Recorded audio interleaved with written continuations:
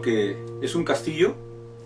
Según la Real Academia Española, castillo es una fortificación, es un lugar fuerte, rodeado de murallas, con baluartes, con fosas y otras fortificaciones más, donde la gente está o se siente segura. Y fortaleza es sinónimo de castillo. Es un lugar con grandes murallas, con grandes fortificaciones, donde es difícil entrar y donde la gente que está dentro se siente muy segura. En Cusco tenemos la fortaleza de Sacsayhuamán. Algunos dicen que el significado de Sacsayhuamán es lugar donde se sacian los halcones o algo parecido. He estado allí en Sacsayhuamán algunas veces y es impresionante estar allí en medio de la fortaleza, ver estas murallas de piedra altas, inmensas, ¿no? Dicen por ahí que más o menos el 40% de la fortaleza está allí, el otro se ha perdido con el paso de los tiempos, pero me imagino que debió ser impresionante cuando estaba totalmente construida y en uso. Algunos dicen como fortaleza, otros como centro ceremonial. No es el tema, pero estar allí es impresionante por la seguridad que te dan esas murallas, esas rocas inmensas. Llegar a Sacsayhuamán no es nada complicado, 45 minutos caminando desde la plaza de armas de Cusco, unos 2 kilómetros aproximadamente. El himno o la música que ustedes han escuchado al iniciar esta prédica es el famoso himno de Martín Lutero, Castillo Fuerte. El contexto para entender por qué Martín Lutero escribió este himno, que para muchos es el himno de la Reforma, no está muy cierto. Hay hasta 3 o 4 teorías probables. La que me parece a mí quizás cabe en el mejor contexto para este himno, que Martín Lutero lo escribió en base al Salmo 46, es cuando después de la edicta de Worms, Lutero la pasó muy mal y entonces huye porque sus enemigos querían matarlo. Y Federico el Sabio ordena que lo secuestren entre comillas, y lo llevan al castillo de Waterburg, allí en Alemania.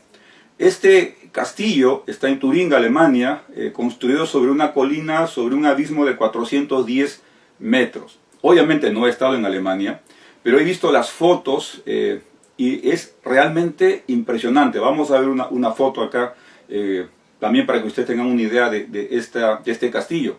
Y ahí Lutero estuvo desde más o menos a mayo de 1521 a marzo de 1522.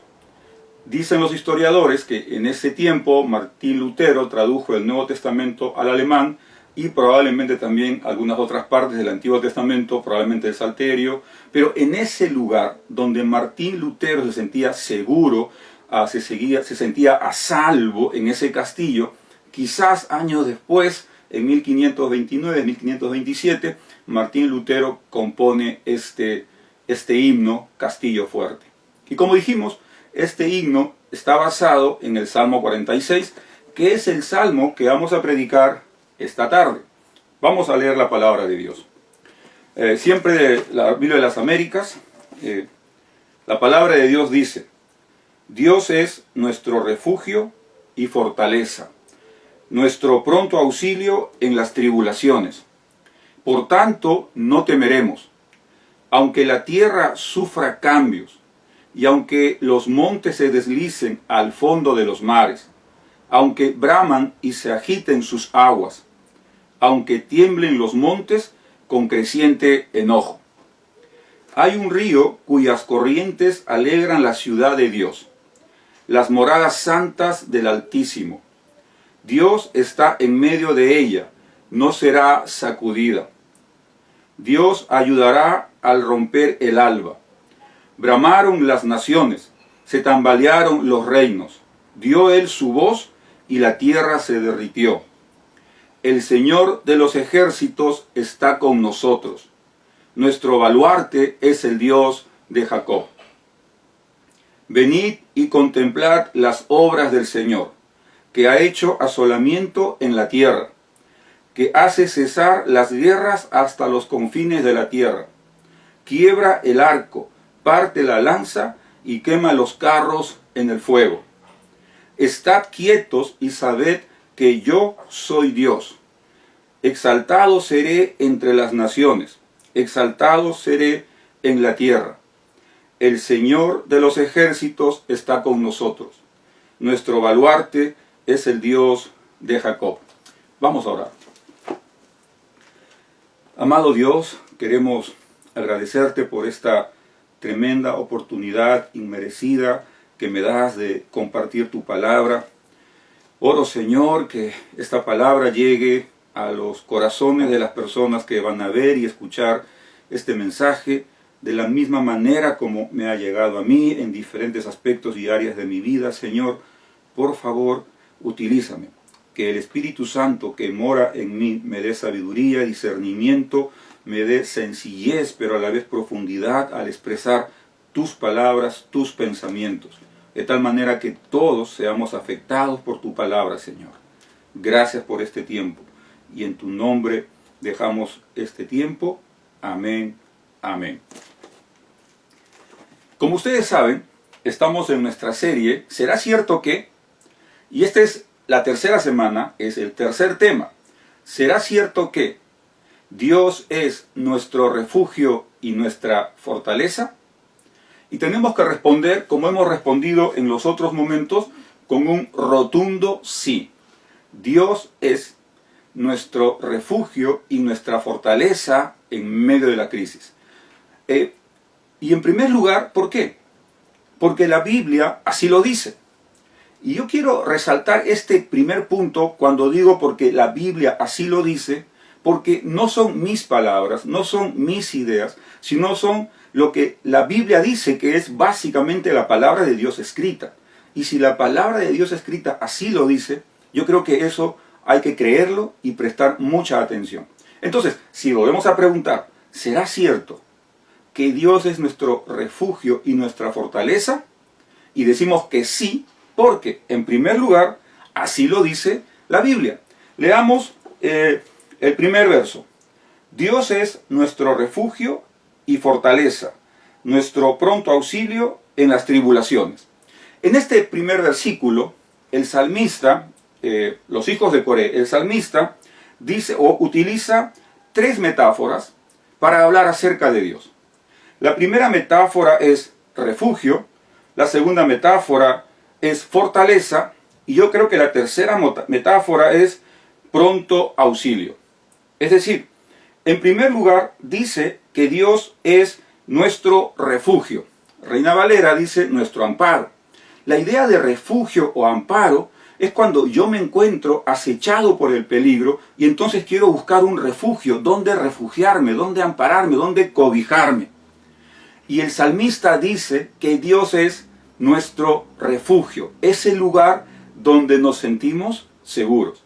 La segunda metáfora es fortaleza. Dice que Dios es nuestra fortaleza, nuestro castillo, porque otra palabra para fortaleza es castillo. Esta fortaleza, este lugar seguro, amurallado, donde nadie puede entrar, donde los enemigos no pueden entrar para hacernos daño.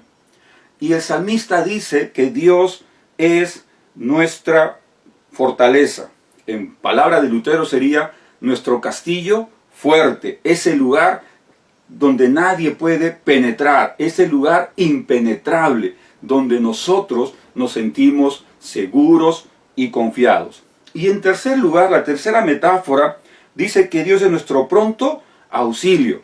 Es decir, Dios va a llegar ya. Dios va a llegar pronto a auxiliarnos. Dios va a estar atento a nuestras necesidades y va a estar allí prontamente para auxiliarnos. ¿Y auxiliarnos en qué? En medio de las tribulaciones.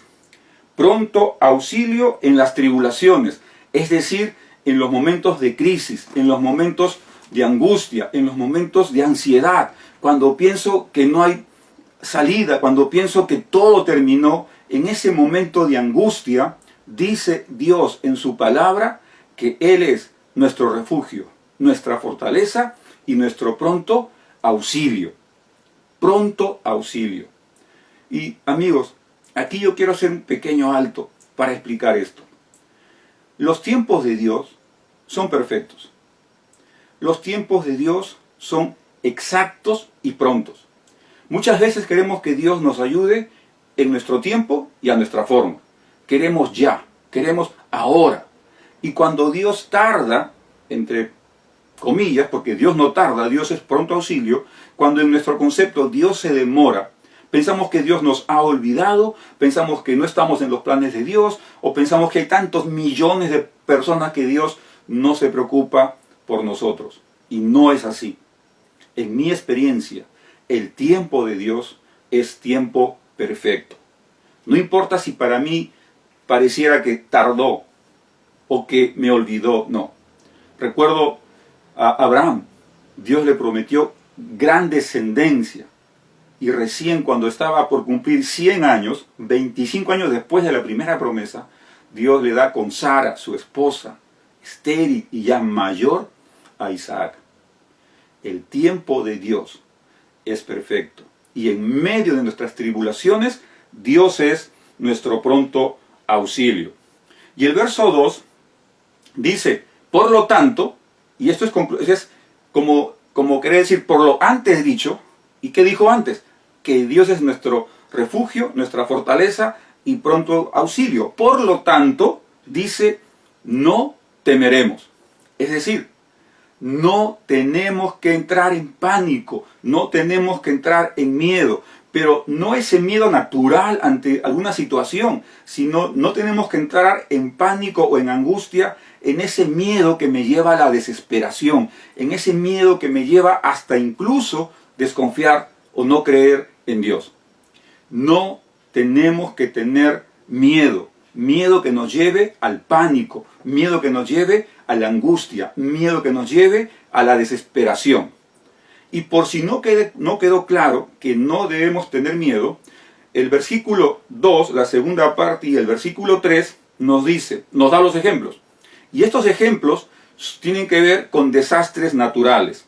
Aunque la Tierra sufra cambios, es decir, aunque el planeta tal cual lo conozcamos sufriera cambios, que es improbable, pero vamos a suponer que sufriera cambios. Y aunque los montes se deslicen al fondo de los mares, es decir, imagínate que acá en el Perú el Huascarán comienza a bajar hacia el fondo de los mares, o las montañas más altas comenzaran a derrumbarse e ir hacia los mares, hacia la profundidad de los mares, y ha pasado antes. Aunque bramen y se agiten sus aguas, y aquí es, aunque rujan y se agiten los mares, es decir, aunque venga el tsunami más grande, aunque la tormenta más grande nunca vista se desate, aunque tiemblen los montes con creciente enojo, y esto es una referencia clara a terremotos, aunque hayan terremotos grandes, y acá en Sudamérica, en Perú hemos tenido terremotos grandes, aunque vengan esos terremotos, aunque hayan esos tsunamis, aunque los montes, las montañas se deslicen hacia el fondo del mar, aunque el planeta cambie, no temeré. Increíble. Dice la palabra de Dios que no debemos tener miedo. Y quiero que esa parte sea clara, porque Dios no está negando las situaciones que nos puedan pasar y que nos hagan sentir miedo, pero dice que no tenemos que temer.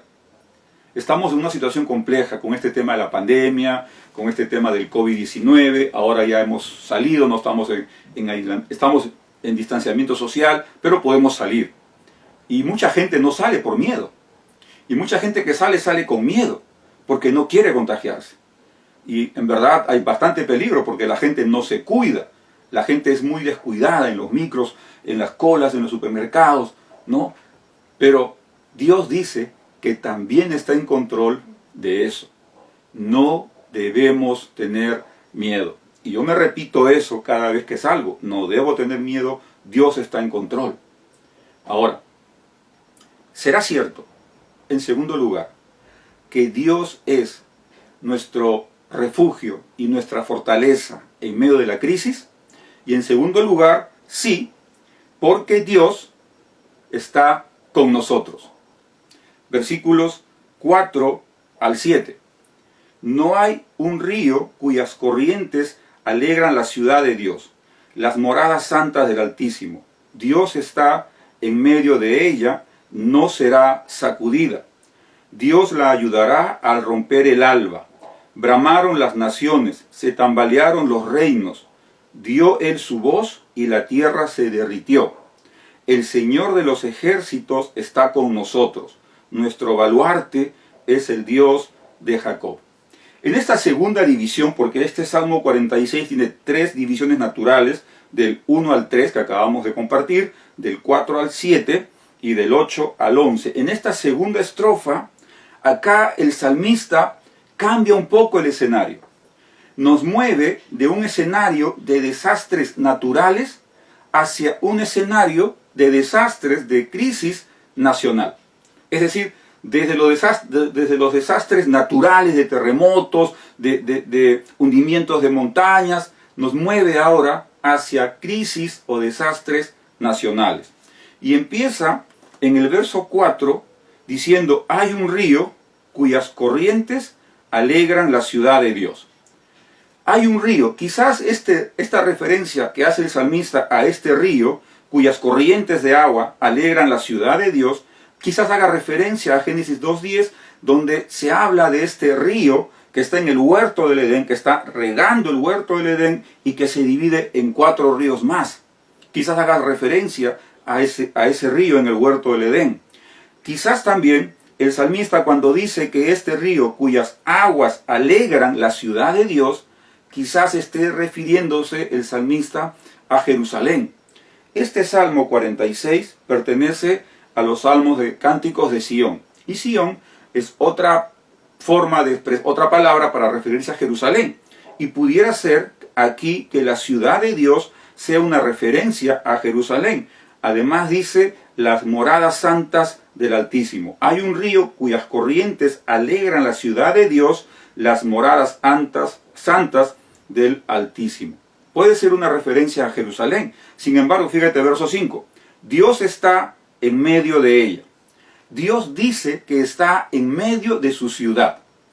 Y si Dios está en medio de su ciudad, no será sacudida, no será movida, no será derrumbada, como traducen otras versiones. Yo me pongo a pensar, ¿qué sería de nuestro país, Perú, si todos, como un solo hombre, nos sometemos a Dios, reconocemos a Jesús como Señor y como Salvador? Si hacemos de Perú la ciudad santa, la ciudad de Dios, y Dios morando en medio de nosotros, dice su palabra entonces que no será destruida, que no será sacudida, que no será derrumbada. ¿Por qué? Porque Dios la ayudará al romper el alba. Dios la ayudará, como traducen otras versiones, muy temprano por la mañana. Y este verso 5, en esa parte, Dios la ayudará al romper el alba, me lleva otra vez al verso 1, donde dice, Dios es nuestro refugio y nuestra fortaleza, nuestro pronto auxilio. Ese pronto auxilio viene al empezar el día. Increíble. Ahora, el verso 6, usando la misma palabra que usa donde dice braman las aguas, acá dice braman las naciones, se tambalearon los reinos. Es decir, las naciones y los reinos también entran en crisis, entran en situaciones de tribulación, guerras probablemente. Pero dice, dio él su voz y la tierra se derritió. El COVID-19 no ha respetado ni a países pequeños ni a países grandes, ni a potencias ni a países en creciente desarrollo. Es increíblemente fuerte y ver que las naciones más grandes sufren lo mismo que las naciones más pequeñas. Bramaron las naciones, se tambalearon los reinos. No hay reino, no hay nación que sea siempre fuerte, siempre potencia, económica o políticamente. Estados Unidos sufre un montón, Europa, casi todos los países de Europa también. lo mismo que sufrimos en Perú, lo mismo que sufrimos en Brasil, en Chile, etc. En África. No hay nación potente, no hay nación completamente segura. Fíjate, la mitad del verso 6. Dio él, Dios, su voz y la tierra se derritió. Cuando Dios habla, las cosas suceden. Génesis 1, y Dios dijo, y fueron creadas las cosas. Si Dios dice que una nación desaparece, desaparece. Dios está en control absoluto, no solamente de los desastres naturales, sino también de las naciones y de lo que pasen en ellas. Por eso el verso 7 dice, el Señor de los ejércitos está con nosotros. Nuestro baluarte es el Dios de Jacob. La primera parte del verso 7, que es un estribillo que se va a repetir al final en el verso 11, la primera parte dice, el Señor de los ejércitos está con nosotros. Y esta frase me hace recordar y nos sigue, y es parte de nuestro ministerio, Dios con nosotros, a la profecía de Isaías. Emmanuel, Dios con nosotros, que según Mateo se cumple en Jesús, que es Dios con nosotros. Es decir, Dios está en medio de cada nación. Dios está en medio de su pueblo. Y ese Dios, dice también, es nuestro baluarte, es el Dios de Jacob. Y cuando hace referencia al Dios de Jacob, es al Dios de Abraham, al Dios de Isaac, al Dios de Jacob, referencia a la promesa que Dios hizo a Abraham de a través de él ser bendición para todas las naciones. Y cuando estaba estudiando este versículo 7, y cuando termina, nuestro baluarte es el Dios de Jacob, me hizo recordar nuestro himno nacional. Fíjense en la estrofa 7, por aquí lo anoté para no olvidarme, donde dice, lo anoté, ya me olvidé. Ok, el verso 7. Acá está. Dice, y al nacer por sus cumbres el sol, renovemos el gran juramento que rendimos al Dios de Jacob. Es la misma referencia que hace el salmista cuando menciona al Dios de Jacob. Nuestro himno también, en su estrofa 7, menciona a ese mismo Dios, al Dios de Jacob, al Dios de Israel, al Dios único y verdadero. Ahora, en tercer lugar, será cierto que nuestro Dios, que Dios es nuestro refugio y nuestra fortaleza, y definitivamente retumba en nuestros corazones un sí rotundo. Dios es nuestro refugio y Dios es nuestra fortaleza en medio de cualquier crisis. Y en tercer lugar, porque Dios es nuestro baluarte. Versículos 8 hasta el 11. Venid, contemplad las obras del Señor, que ha hecho asolamiento en la tierra, que hace cesar las guerras hasta los confines de la tierra, quiebra el arco, parte la lanza y quema los carros en el fuego. Estad quietos y sabed que yo soy Dios. Exaltado seré entre las naciones, exaltado seré en la tierra. El Señor de los ejércitos está con nosotros. Nuestro baluarte es el Dios de Jacob. En esta última sección, la tercera sección del Salmo 46, el salmista empieza con 2 imperativos, pero en verdad en esta sección hay 4 imperativos. Aquí están los 2 primeros, verso 8. Venid, contemplad las obras del Señor. El salmista le está diciendo que tenemos que ir y contemplar en modo imperativo, y el modo imperativo es generalmente el modo que se usa para dar un mandato, una orden, y aquí sería, vayan y contemplen las obras del Señor. El salmista quiere que nosotros vayamos, que nos movemos, que nos concentremos en las cosas que Dios ha hecho, en las obras del Señor. Y él pone algunos ejemplos. Fíjense. Venid y contemplar las obras del Señor. ¿Cuáles son esas obras? Que ha hecho asolamiento en la tierra. que ha hecho asolamiento en la tierra. Y uno se pregunta, ¿qué? ¿Dios ha hecho desastre? ¿Dios ha hecho algo feo? Y yo quiero decirte que sí. Fíjate, en Israel, el reino del norte, en el 522, fue conquistado por los asirios. Después de reyes y reyes y reyes idólatras, después de que el reino del norte constantemente era infiel a Dios, Dios usó a los asirios en el 722 a.C. para conquistarlos y deportarlos hacia Babilonia. El reino del norte, en el 587, también fue conquistado, en este caso por el imperio babilónico, ¿no?, por Nabucodonosor, y fue llevado a Babilonia también deportado. Ahora, en el año 70 después de Cristo, y Cristo profetizó esto, el imperio romano destruyó el templo, la ciudad de Jerusalén, y no solo destruyó el templo y la ciudad de Jerusalén, sino que desapareció a Israel como nación. E Israel no existió como nación desde el 70 hasta recién el año 1948, cuando la ONU restablece a Israel como nación. Entonces, sí, Dios a veces usa o hace cosas desastrosas con un propósito superior. Cuando Dios permite que pasen cosas como las que he mencionado, es porque Dios tiene un propósito mayor. Y ese propósito mayor siempre es bueno. Entonces aquí podría detenerme un momentito para lanzar esta pregunta. ¿Cuál crees tú que es el propósito de Dios con este tema de la pandemia mundial?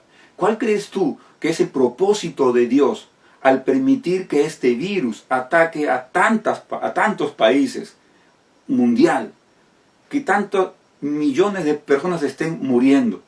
Algunos son tus amigos, mis amigos, familiares. O sea, ¿cuál es el propósito de Dios? Vamos a dejar esa pregunta allí. Entonces, no solamente Dios permite hechos de asolamiento, sino que en el verso 9, el salmista hace un giro. Si en el verso 10 Dios ha hecho asolamiento en la tierra, en el verso 9 cambia la imagen y ahora es un Dios de paz, que hace cesar las guerras hasta los confines de la tierra, quiebra el arco, parte la lanza y quema los carros en el fuego. Ahora aquí el salmista presenta a Dios como el pacificador, el que hace la paz, porque él dice que hace cesar las guerras hasta los confines de la tierra. Es decir, cuando Dios decide que haya paz, habrá paz. No importa qué tan potente sea tal o cual nación, la paz duradera, la paz verdadera viene de Dios. ¿Y cómo lo demuestra? Usando los armamentos bélicos de la época. Habla de quebrar el arco, de partir la lanza y quemar los carros de guerra en el fuego. Es decir, Dios hace una política de desarme. Al destruir los arcos, las lanzas, los carros de guerra, sin armas no hay guerra. Y Dios destruye eso porque Dios es el Dios de paz. Y ahora, en el verso 10, fíjate lo que nos dice el salmista. Aquí están los otros dos imperativos. Pero el verso 10, el salmista calla en el verso 10 y deja hablar a Dios. Porque el verso 10 es Dios hablando en primera persona.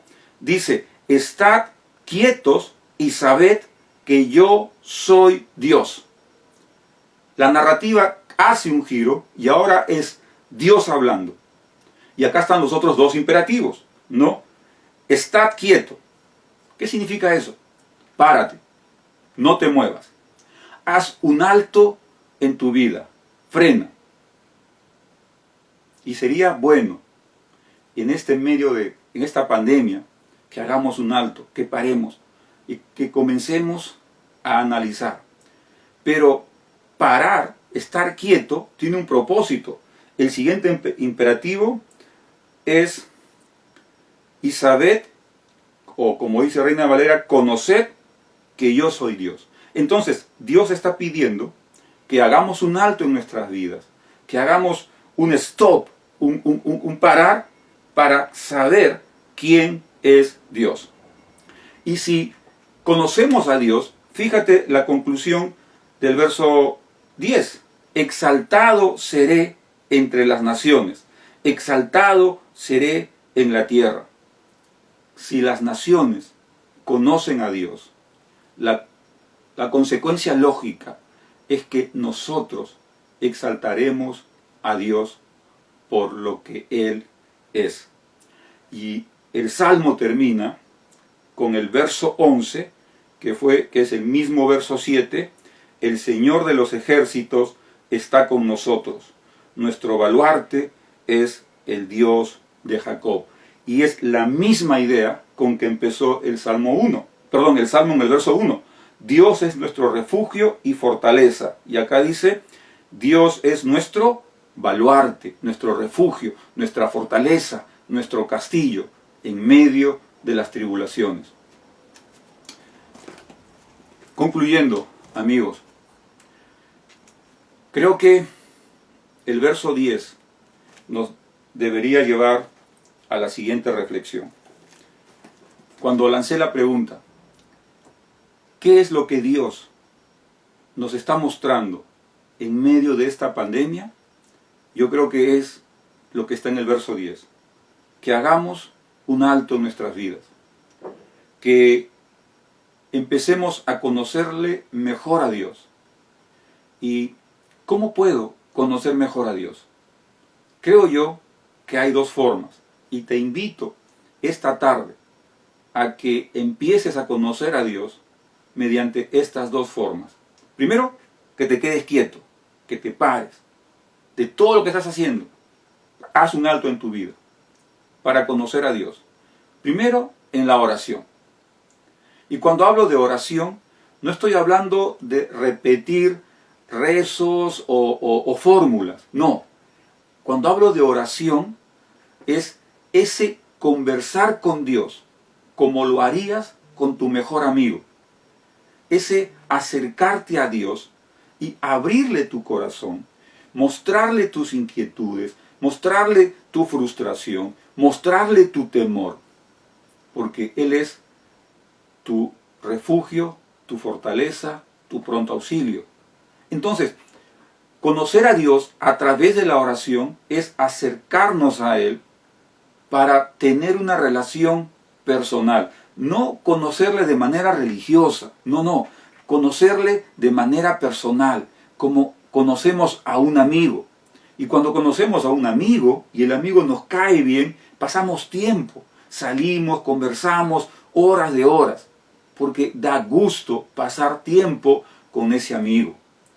Eso es orar. Acércate a Dios, conoce a Dios a través de la oración. Levántate más temprano, media hora, una hora antes, o antes de acostarte pasa un tiempo con Dios. Quizás deja de ver un programa de televisión, quizás deja de escuchar la radio, quizás deja de revisar el Facebook o estar en internet. Por eso, párate, ¿no? Estate quieto y conoce a Dios a través de la oración. La segunda forma que yo creo que es excelente para conocer a Dios es a través de la lectura de su palabra, de la Biblia.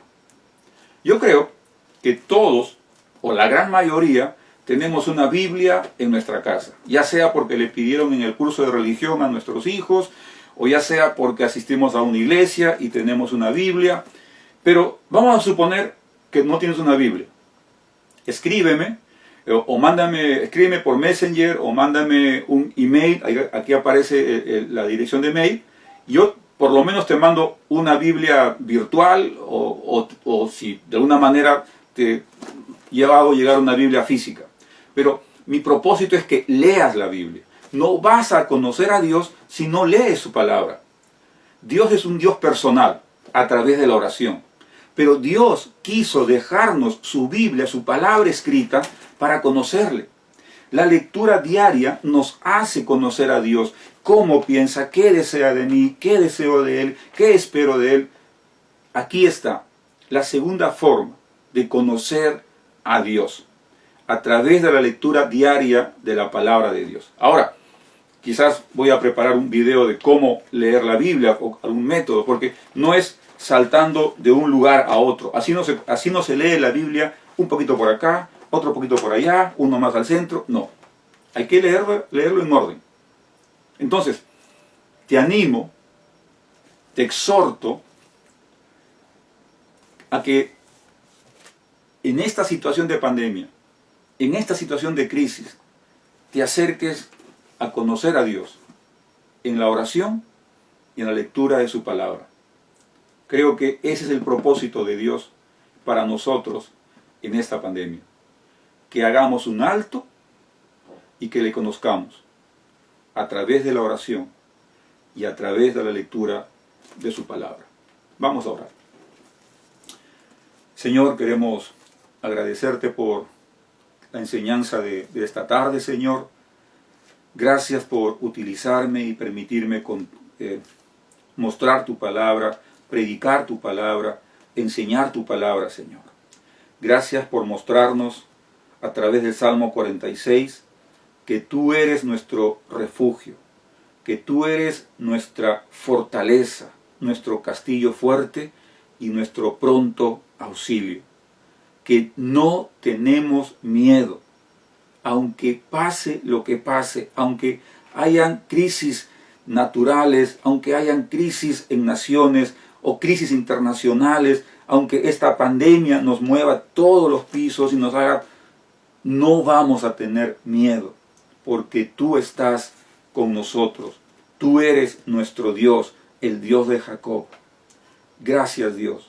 Y permíteme, Señor, a partir de ahora, hacer un alto en mi vida y comenzar a conocerte en la oración diaria y en la lectura diaria de tu palabra, para que, como dice el salmista, te exaltemos y te honremos por siempre. En tu nombre oramos. Amén. Amén. Gracias. Solamente quiero animarte que la próxima semana, el próximo domingo, tenemos el último tema de esta serie, ¿Será cierto qué? Y el próximo domingo tocaremos el Salmo 121 y la pregunta será, ¿será cierto que el Señor es mi socorro y guardador en medio de la crisis? Te veo el próximo domingo, 5 de la tarde, aquí en Dios con nosotros, tu casa, sirviendo con gracia y misericordia. Que Dios te bendiga.